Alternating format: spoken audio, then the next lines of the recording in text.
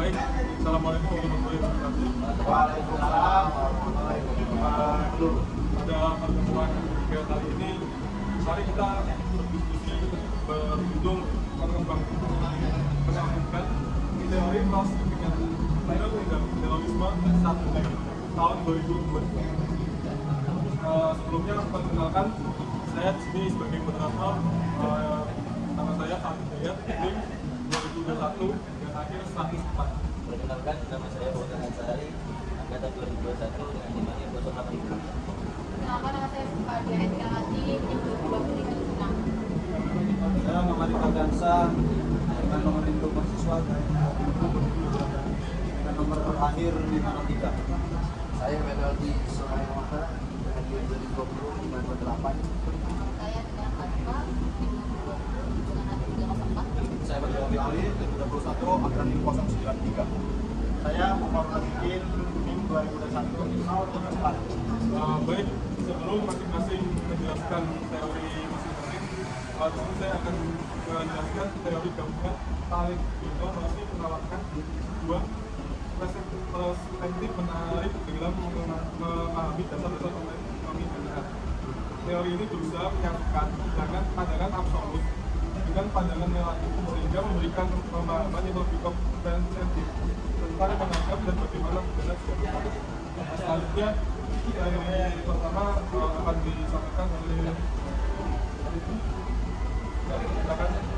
pada teori asas pembalasan dan kebutuhan masyarakat itu ada dari teori Rossi. Yang dimaksud dari teori Rossi tersebut yaitu teori itu mengaku adanya tuntutan moral untuk membalas kejahatan. Yang dimaksud dalam pembalasan kejahatan ini, si Valentino Rossi tersebut juga menekankan bahwa pembalasan tidak boleh menjadi satu-satunya tujuan pidana tersebut.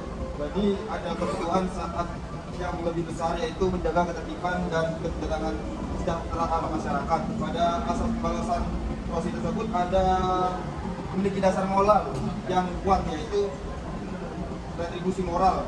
Dimaksud dari retribusi moral yaitu hukuman merupakan konsekuensi yang wajar atas pelanggaran norma hukum dan moral. Dan pada poin ini ada juga yang dimaksud dengan keadilan. Menurut Valentino Rossi, dalam membahas dalam keadilan ini menekankan pentingnya asas keadilan dalam menjatuhkan hukuman pada terpidana. Namun Rossi tidak berhenti pada balik lagi.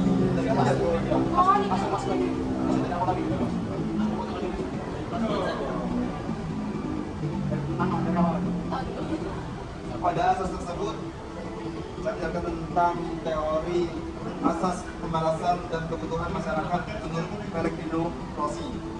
Pada asas tersebut, Valentino Rossi yaitu seorang ekonomi atau ahli hukum filsuf politik menjelaskan bahwa asas pembalasan Rossi itu memberikan hukuman dalam hukum pidana harus memiliki dasar moral yang kuat. Pada retribusi moral, hukuman merupakan konsekuensi yang wajar atas pelanggaran norma hukum dan moral. Pada topik tersebut juga ada keadilan. Valentino Rossi menekankan bahwa pentingnya asas keadilan dalam menentukan hukuman. Hukuman harus proporsional dengan tingkat pelanggaran yang dilakukan. Berikut yaitu kebutuhan masyarakat dalam pandangan teori Rossi tersebut, yaitu pencegahan kejahatan. Yang dimaksud dari pencegahan kejahatan tersebut, hukuman bertujuan untuk mencegah pelaku dan orang lain di masyarakat melakukan kejahatan serupa. Jadi yang dimaksud tersebut yaitu Rossi menekankan melihat hukum sebagai alat perlindungan sosial. Yang ketiga yaitu integrasi asas pembalasan dan kebutuhan masyarakat. Rossi.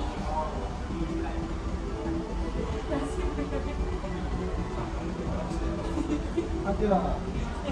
Jangan itu terus yang pakai Pellegrino aja. Kalau udah Pellegrino aja. Terus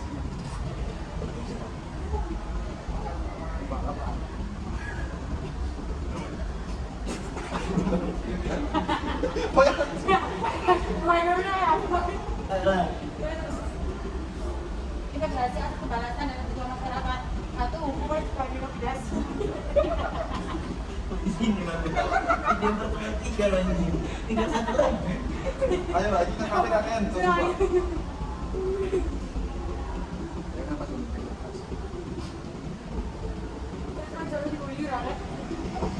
Ketiga yaitu integrasi asas pembalasan dan kebutuhan masyarakat. Satu,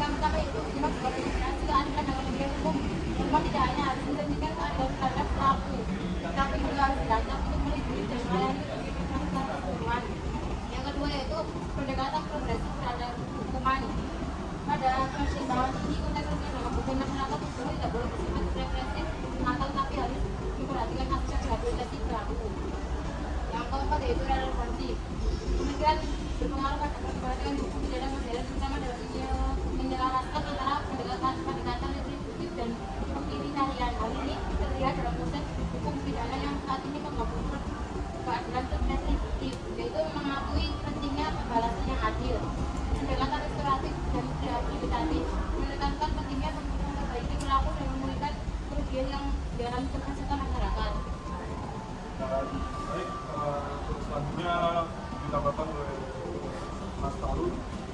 Baik, asas pembalasan dalam undang-undang terorisme.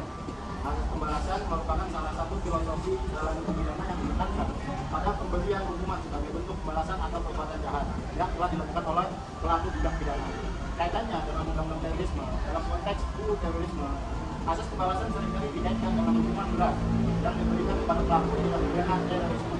Hukuman mati misalnya, seringkali dianggap sebagai bentuk pembalasan yang setimpal atas tindakan keji yang telah dilakukan oleh pelaku. Tuntutan masyarakat dan undang-undang terorisme. Undang-undang terorisme itu sudah tujuan untuk memberikan perlindungan kepada masyarakat dari ancaman tindak pidana terorisme yang menimbulkan kerusakan massal, korban jiwa dan ketakutan yang meluas. Oleh karena itu, undang-undang terorisme harus mampu memberikan kepastian hukum dan rasa aman bagi masyarakat. Kaitannya dengan asas pembalasan, hukuman berat yang diberikan kepada pelaku tindak pidana terorisme seringkali dianggap sebagai bentuk pemenuhan tuntutan masyarakat akan rasa keadilan dan keamanan. Masyarakat berharap bahwa pelaku tindak pidana terorisme akan mendapatkan hukuman yang setimpal atas perbuatannya. Baik, untuk selanjutnya teori kedua bisa dijelaskan oleh Mas Talun. Tapi juga kan tidak pidana. Teori gabungan dari terus satu teori tindak pidana berusaha memberikan penjelasan komprehensif mengenai dasar dan tujuan pemidanaan. Teori ini muncul sebagai reaksi terhadap keterbatasan teori absolut dalam implementasi pemikiran sendiri. Inti dari teori ini Pellegrini berpendapat bahwa pemidanaan tidak hanya semata-mata sebagai pembalasan terhadap kejahatan, tetapi juga harus memiliki tujuan untuk menjaga ketertiban sosial dan mencegah terjadinya tindak pidana pada masa mendatang.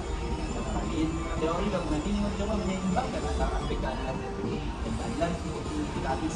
Aspek-aspek yang penting dalam teori positif yang pertama, teori pembalasan setiap kejahatan harus dibalas dengan pidana. Ini merupakan bentuk keadilan retributif. Tujuannya, pidana yang pidana telah memiliki pidana itu untuk mencegah ketertiban sosial dan mencegah terjadinya tindak pidana yang akan datang. Ini merupakan bentuk keadilan yang relatif. Proporsionalitas keteparan pidana harus bagi memberikan kesamaan yang dilakukan. Dasar pembenaran pidana terhadap pada tujuan ini mempertahankan ketertiban umum. Implikasi teori Rossi terhadap negara dari teori ini dapat disimpulkan bahwa negara memiliki hak untuk menjatuhkan pidana berdasarkan dua landasan utama. Yang pertama, hak untuk menegakkan keadilan. Negara memiliki kewajiban untuk memberikan sanksi kepada pelaku kejahatan sebagai bentuk pembalasan atas perbuatannya. Ini merupakan bentuk penegakan keadilan yang bersifat mutlak. Yang kedua, hak untuk melindungi masyarakat. Negara memiliki kewajiban untuk melindungi masyarakat dari tindakan yang merugikan. Dengan menjatuhkan pidana, negara berusaha mencegah terjadinya tindak pidana di masa mendatang dan menjaga ketertiban sosial. Kritik dari teori ini, meskipun teori gabungan Rossi memberikan pandangan yang seimbang mengenai pembidanaan, namun teori ini juga tidak memberikan kritik beberapa kritik yang sering dikritikkan pada teori ini adalah terlalu kompromistis dan sulit diterapkan. Teori gabungan Pellegrini Rossi memberikan kontribusi yang signifikan dalam perkembangan pidana. Teori ini memberikan landasan yang kuat bagi negara untuk menjatuhkan pidana, namun juga perlu diingat bahwa penerapan teori ini dalam praktik harus dilakukan oleh negara dengan mempertimbangkan berbagai faktor yang bermain. Sekian.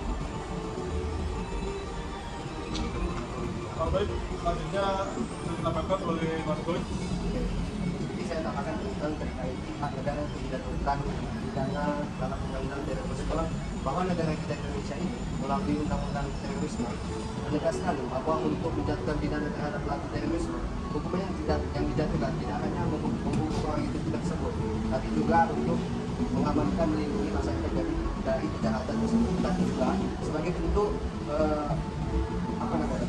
tugas sebagai pemerintah untuk melindungi masyarakat, baik itu instansi polisi maupun anak. Selanjutnya, dalam Indonesia banyak mengatur undang-undang terkait dengan undang-undang terorisme. Nah, ini saya akan menyampaikan beberapa sedikit undang-undang yang mana yang dalam 25 tahun 2018 tentang pemberantasan tindak pidana terorisme. pelaku yang dengan sengaja mencegah atau merintangi atau menggagalkan penyidikan atau penuntutan dapat disidang dalam pengadilan dalam perkara tindak pidana terorisme akan dipidana dengan penjara maksimal 10 tahun dan paling lambat 5 tahun. Dalam tindak pidana terorisme ini merupakan tindak pidana khusus karena berada di luar apa yang disebut dalam kitab undang-undang pidana atau disebut sebagai KUHP. Ini sekian dari saya. Baik, selanjutnya bisa dilanjutkan oleh Kak Alif. Tujuan pembinaan dalam teori Rossi adalah memberikan hukuman yang sesuai dengan kejahatan yang dilakukan oleh pelaku dengan mempertimbangkan bahwa hukuman harus secara adil, proporsional dan tujuan untuk memperbaiki perilaku pelaku. Rossi berpendapat bahwa pembinaan tidak hanya untuk menghukum, tetapi juga untuk tujuan rehabilitasi pencegahan dan menjaga akibat sosial.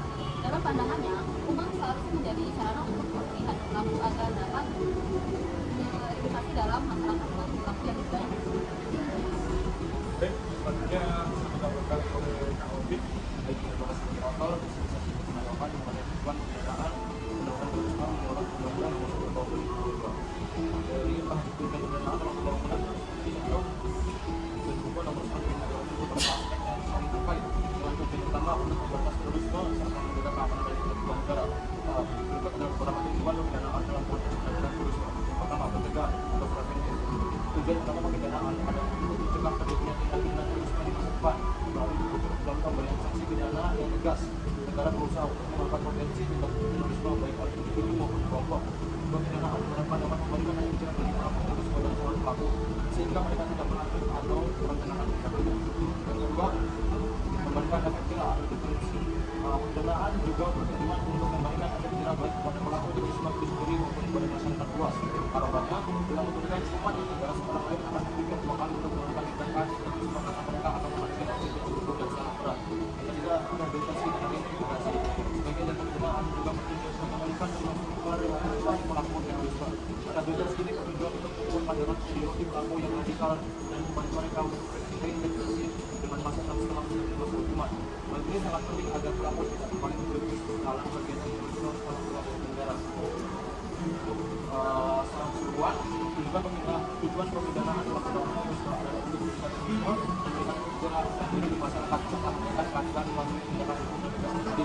Pembinaan juga berfungsi untuk mematikan ideologi radikal dan memulihkan kondisi sosial bagi pelaku terorisme setelah menjalani hukuman. Baik, kita mau menambahkan baik dari kesimpulan diskusi ini dengan menggabungkan teori Rossi dan undang-undang terorisme, kita dapat melihat bahwa pemidanaan terhadap terorisme berdasarkan pada 2 prinsip utama. Yang pertama, pembalasan. Hukuman yang berat dapat dianggap sebagai bentuk pembalasan atau tindak keji yang dilakukan perilaku terorisme. Lalu tujuan utama dari pemidanaan adalah untuk menjaga ketertiban dan keamanan negara, memberikan efek jerah dan melindungi masyarakat. Saya kira diskusi kali ini cukup. Saya tutup. Assalamualaikum warahmatullahi wabarakatuh. Waalaikumsalam warahmatullahi wabarakatuh.